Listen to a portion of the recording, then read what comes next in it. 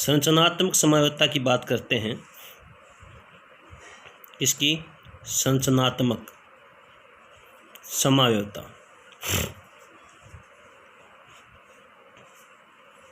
तो संरचनात्मक समावयवता की बात करें तो दो या दो से अधिक ऐसे यौगिक जिनका अणुसूत्र समान हो लेकिन संरचना सूत्र भिन्न हो। संरचना सूत्र भिन्न हो, संरचनात्मक समावयवी कहलाते हैं जी।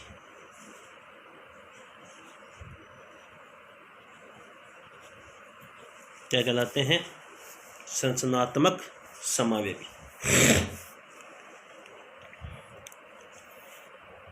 तो इसमें संरचनात्मक समावयवी जो है 6 प्रकार के हैं। संरचनात्मक समावयवता 6 प्रकार की है। पहली देखते हैं आयनन समावयवता। जो आयनन समावयवता है उसके बारे में बात करें तो दो या दो से अधिक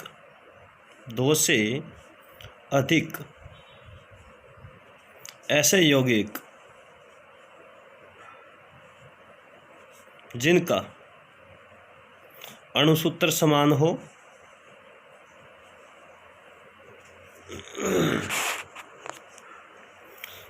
हो लेकिन जलीय विलयन में अलग अलग आयन देते हों।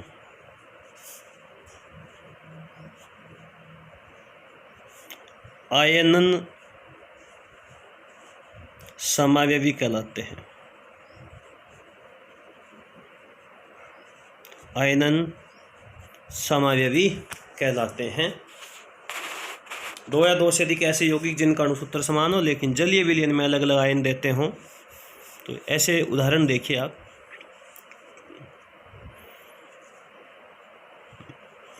देखो कोबाल्ट टेट्रा एमीन कितनी है 5 Br और बार लगा दिया हमने सल्फेट।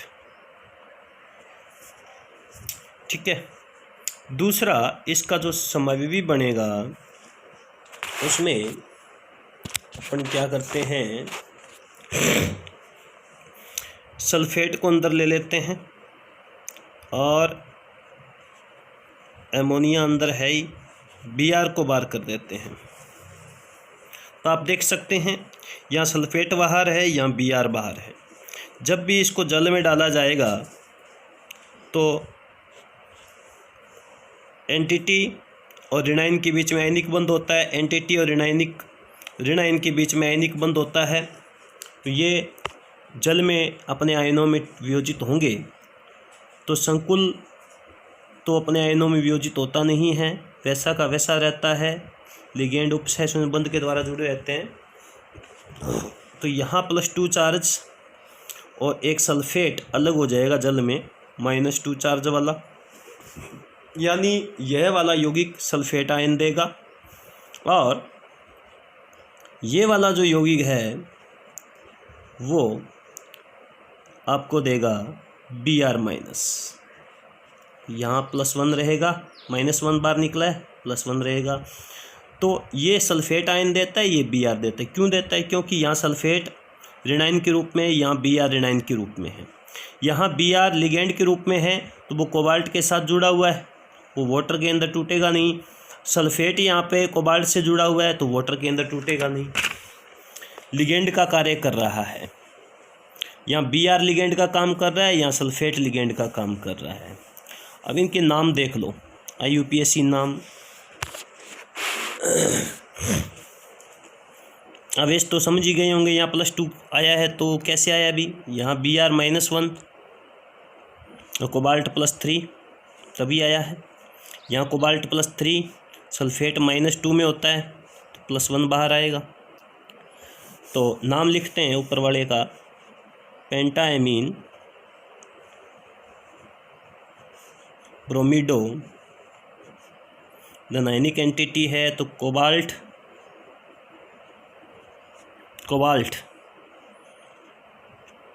थर्ड सल्फेट आएगा, ठीक है, ऋणायन का नाम आएगा सल्फेट। इसके बाद इसका नाम लिखें तो पेंटाएमीन